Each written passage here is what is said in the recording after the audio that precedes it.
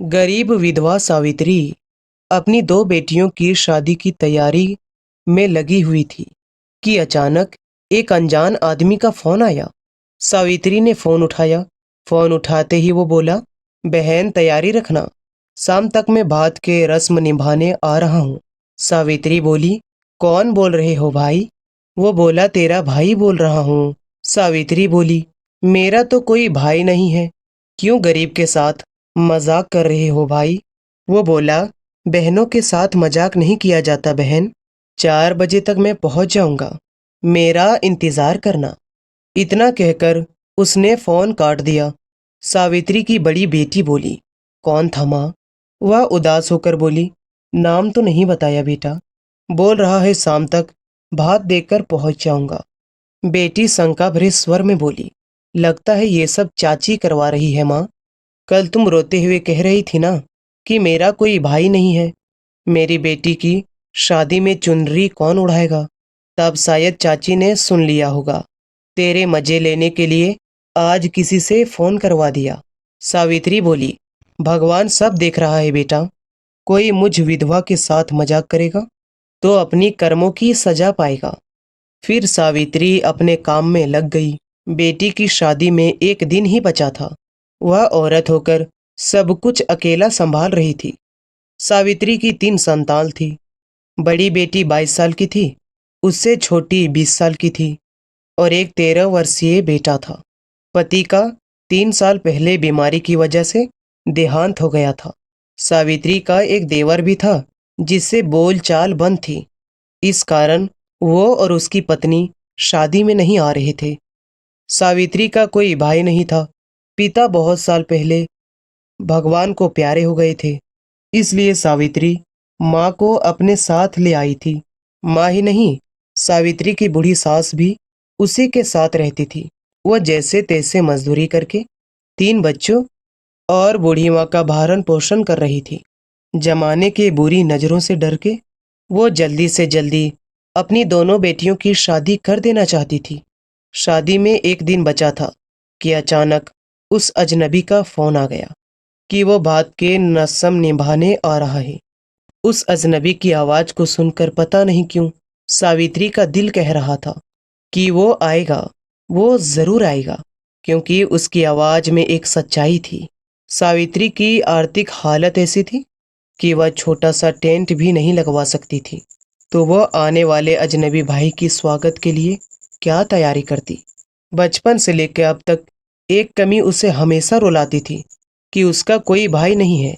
बच्चों की शादी के समय ये कमी उसे सुई बनकर चुभने लगी थी। हर औरत की ख्वाहिश होती है कि उसका कम से कम एक भाई तो जरूर हो, ताकि बच्चों की शादी पर वह उसे चुनरी उड़ाकर हिम्मत बंधाए, उसके साथ थोड़ा खड़ा होकर थोड़ा आर्थिक सहायता भी करें। शाम के 4 बजने वाले थे। विश्वास ना होते हुए भी सावित्री और उसके बच्चों की नज़र घर के मुख्य द्वार पर टिकी हुई थी कि शायद वह फोन सच हो और वो अजनबी भात लेकर आ जाए। जैसे ही 4 बजे एक चमचमाती महंगी कार उसके घर के सामने आकर रुकी। फिर दूसरी गाड़ी आई, फिर तीसरी। देखते ही देखते गाड़ियों की लाइन लग गई। इतनी गाड़ियां एक साथ आने से गांव की गलियां गाड़ियों से भर गई और पूरे गांव में खलबली मच गई। लोग अपने घरों की छतों में चढ़कर ये नज़ारा देखने लगे, क्योंकि आज तक ऐसा कोई मेहमान सावित्री के घर में कभी नहीं पहुंचा। सावित्री तो जैसे पागल सी हो गई थी। सोच रही थी, एक ऐसा भाई है, ये तो पूरी फौज लेकर आया है, इतने लोगों को मैं कहाँ बैठाऊंगी। उसने अपने बेटे को कहा, जा पूरे मोहल्ले में बुलावा दिया कि बोलना कि मेरी माँ का भाई भात लेकर आया है। वह भागकर अंदर गई और भाई के लिए तिलक और आरती के लिए थाली तैयार करने लगी। धीरे धीरे गाड़ियों से उतरकर भाती सावित्री के घर के गेट के आगे इकट्ठे होने लगी। सभी बड़े वीआईपी लोग लग रहे थे। पड़ोस की औरतें दौड़ दौड़ कर सावित्री के घर आ रही थी। आते ही पूछती, बहन अपना ये अमीर भाई कहाँ छुपा कर रखा था? कौन है ये, कहाँ रहता है? पहले कभी बताया नहीं तुमने? सावित्री बेचारी क्या जवाब देती। उसे तो खुद ही नहीं पता था कि ये भाई है कौन। अचानक ये कहाँ से आ गया? सावित्री के सारे भाइयों ने पानी भी नहीं पिया था, वो सीधे भात भरने लगे। सबसे पहले जो आदमी आया था वह तिलक लगवाते समय बोला, बहन पहचाना क्या? सावित्री ने ना में गर्दन हिलाई। तब वो बोला, बचपन के दिन याद करो कि जब एक 8 साल का बच्चा हमारे गांव के जोड़े में डूब रहा था, तब तुमने अपनी जान पर खेलकर उसकी जान बचाई थी। मैं वही हूँ। सावित्री बोली, अरविंद हो? मगर तुम लोग तो किसी शहर में जाकर बस गए थे। वह मुस्कुराते हुए बोला, हाँ बहन, शहर जाने के बाद पिताजी का काम अच्छा चल निकला। फिर हम लोग कभी गांव लौटकर वापस नहीं आए। मैं तो सब कुछ भूल चुका था।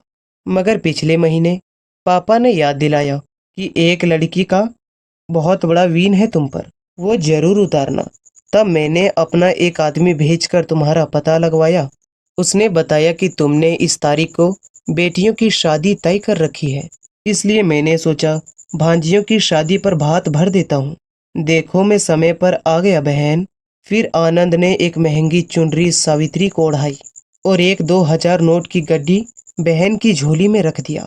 उसके साथ आए सभी लोगों ने भी उसे चुनरी ओढ़ाई और थाली में नोटों की गड्डियां रखते गए। अचानक एक गरीब औरत के घर पैसों की बरसात हो गई। सावित्री अभी तक एक भाई को तरस रही थी और आज उसकी आंगन में भाइयों की लाइनें लगी हुई थी। जो भी देख रहा था सदमे में आ गया। एक विधवा जो बेटियों की शादी के खर्च उठाने के काबिल भी नहीं थी, उसके इतने सारे करोड़पति भाई आ गए। भाई ना होने के कारण वह एक चुनरी को तरस रही थी, मगर उसके भाइयों ने तो उसे हजारों चुनरियां ओढ़ा दी थी। सावित्री पगलाई सी रोते रोते भाइयों का तिलक कर रही थी। सावित्री को रोता देखकर पास खड़ी महिलाओं के आंसू निकल रहे थे। अभी भात की रस्म पूरी ही हुई थी कि एक ट्रक आया जिसमें दहेज का सारा सामान भरा पड़ा था। सारा सामान सावित्री के घर में उतार दिया गया। सारे सामान को सभी आंखें फाड़ फाड़ कर देखने लगे, क्योंकि इतना कीमती सामान किसी ने भी अपनी बेटी को नहीं दिया था। सावित्री को अपनी आंखों पर यकीन ही नहीं हो पा रहा था। उसे ये सब एक सपना सा लग रहा था। उसने कभी नहीं सोचा था कि उसकी बेटी की भात की रस्म इतनी अच्छे से होगी। भात की रस्म पूरी करने के बाद अरविंद बोला, अब चलता हूँ बहन, ये मेरा पता और फोन नंबर है। अगली शादी में भात का न्योता देने आना। तभी आऊँगा। सावित्री ने भी अपने भाई को गले से लगा लिया और वादा किया कि वो अपनी बेटी की शादी का न्योता देने अपने भाई के घर जरूर आएगी। कुछ दिनों बाद शादी के दिन भी नजदीक आ गए और सावित्री ने अपने भाई को बुलाकर ठाट बाट के साथ बेटियों की शादी की। बचे हुए पैसों से सुंदर सा घर बनाया। फिर भी बहुत सारा पैसा बच गया था, जिससे उसका आगे का जीवन काटने में आसानी हो गया। दोस्तों, जीवन में किया गया एक कर्म सावित्री की जिंदगी बदल गया था। वह एक ईमानदार और दयालु महिला थी, इसलिए ईश्वर ने उसे अचानक इतना बड़ा तोहफा दिया कि वह खुद ही इसका यकीन नहीं कर पा रही थी। जहां वो एक भाई के लिए तरस रही थी, वहां उसके हजारों भाई उसकी बेटी की बात की रस्म में आकर खड़े हो गए। इतनी बड़ी खुशी पाकर उसका दामन खुशियों से भर गया। तो दोस्तों, अगर आपको हमारी कहानी अच्छी लगी होगी तो कमेंट में जाके जरूर बताइएगा और साथ ही साथ हमारे चैनल को सब्सक्राइब करके साथ में लगे बेल आइकन को जरूर दबा दीजिएगा।